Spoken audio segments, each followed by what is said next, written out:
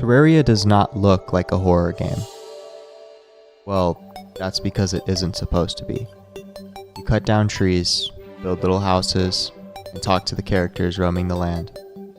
The world is colorful, its characters are simple. Even these monsters look more like toys than actual threats. Then, right when you're hooked, the game shows you a sneak peek of what's really to come.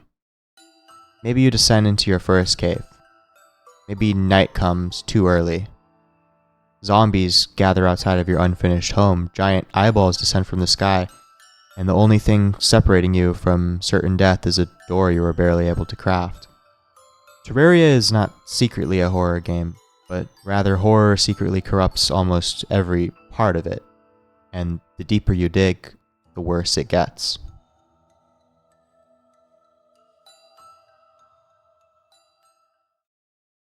The first thing that Terraria teaches you is that safety is temporary. During the day, the surface feels almost harmless. The rabbits wander past, the guide calmly explains how to make a chair.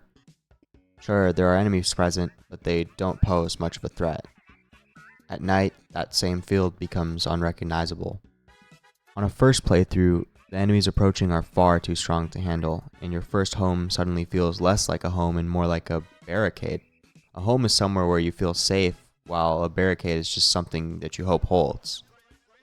Terraria does not need jump scares or tense music to create dread. It only needs to show players how powerless they are.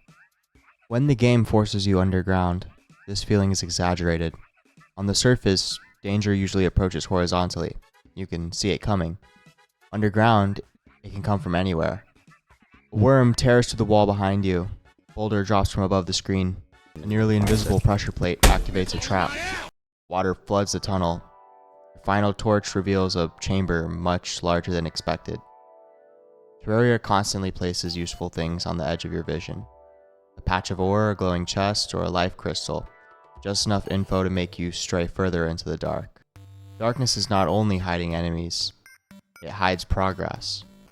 Every player knows that beating the game will cost you your life hundreds, maybe thousands of times, especially on a first playthrough. And because Terraria is built around exploration, you eventually have to enter that darkness. Eventually, you progress. Maybe you make a flashy new set of armor and tools, and that helps you muster up the courage to venture past that bubble of safety that you call home. But you find a part of the world that is different, the world evils. The corruption is a landscape of decay, enormous chasms, and creatures built around consumption. The defining boss here is the Eater of Worlds, a name that suggests that the biome is not merely trying to occupy the planet, rather, it's trying to consume it. The Crimson may be even more disturbing. The ground turns red, the caves resemble open wounds, hearts pulse inside sealed chambers, faces and teeth appear throughout the terrain in the background. Even the stone looks alive. The Crimson is not just a place where monsters live. The biome itself is a monster. That's what makes it effective body horror. It takes something familiar and biological, then changes it until it feels wrong. Terraria applies that idea to an entire landscape. You walk through flesh, you break apart beating hearts, and after destroying enough of them, the boss of this biome appears. These biomes are how Terraria first introduces you to one of its main horror types it uses. Eldritch horror is created by uncanny, unearthly, and incomprehensible beings or events. These events create horror by instilling cosmicism, or the belief that humans are insignificant specks in a greater unfeeling universe. The presence of a literal part of the world being entirely hostile to you, and could have possibly existed for millions of years, is horrifying to think about. In the case of the Crimson, it also incorporates body horror. Pixel art creates just enough distance for Terraria to show blood, organs, and mutilated creatures without becoming visually overwhelming. But the ideas are still there. A giant eye splitting open to reveal teeth is still a giant eye splitting open to reveal teeth. But Terraria can get away with grotesque imagery because its presentation makes us underestimate what we are seeing. Many of Terraria's most recognizable bosses resemble body parts. An eye, a brain, a skeleton. Later, you even fight mechanical replacements for these same organs. According to Terraria's official lore, Cthulhu once attacked the world. The Dryads stopped it by tearing out its eyes, pieces of its skeleton, and chunks of its brain. The mechanical bosses were later created as replacements.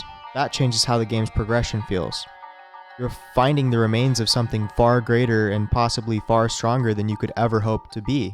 That brings back that insignificance you feel. The world is scattered with pieces of a mutilated cosmic creature, while another group is apparently trying to rebuild it. And it's up to you, the player, to stop them, with only one person helping you along the way. Terraria spends hours rewarding you for digging deeper. Eventually, you dig as far as the world allows, and beneath everything is, well, hell. It's another bump in difficulty, yet another section of the world immediately makes you feel powerless. But the most disturbing part is how you progress. Demons carry dolls shaped like your guide, the only person who has given you directions the whole game. Maybe on accident, maybe on purpose, a voodoo doll falls into the lava. Then the guide dies and the screen begins to shake. A solid mass of organs emerges from beyond the screen. Two enormous eyes stare through exposed tissue. A mouth opens in its center.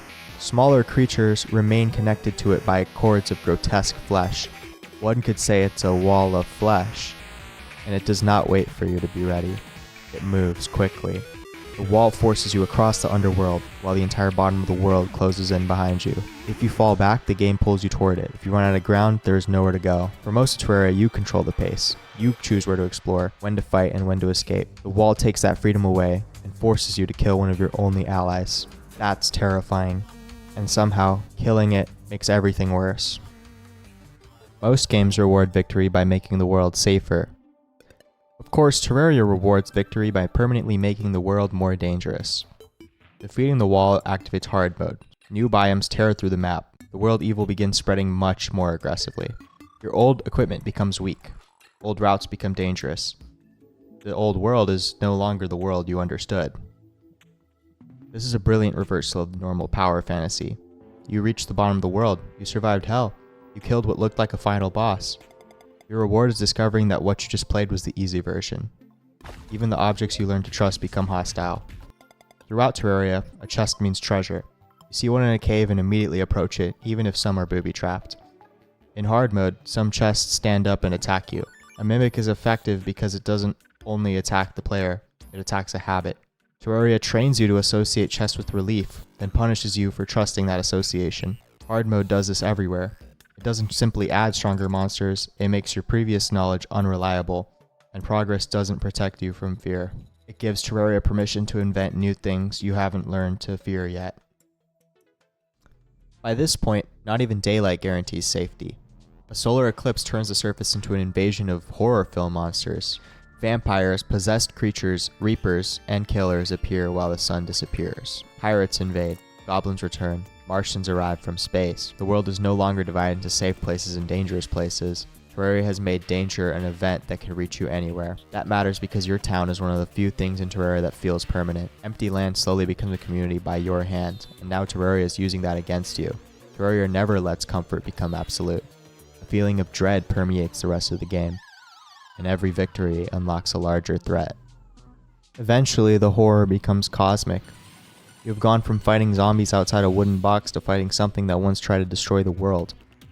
The pillars and the creatures they bring seem completely disconnected from the natural world where you started.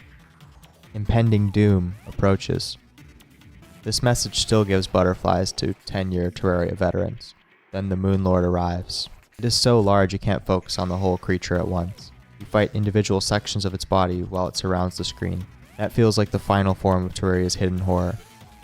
At the beginning you were afraid because you couldn't see beyond the light, but at the end you can see the threat clearly. It's simply too large to understand all at once. Terraria is not frightening in the same way as a traditional horror game. It rarely asks you to hide. It gives you powerful weapons and you can kill every threat eventually. But horror is not only about helplessness. Sometimes it comes from discovery. From realizing the cave beneath your home is deeper than you thought. From watching a familiar landscape become infected. From learning that the monsters you killed were pieces of something much larger. Terraria begins with a simple promise. Dig, explore, discover what is beneath the surface. The hidden horror of Terraria is that it keeps that promise. There is always something beneath the surface, and it was never something you were meant to find.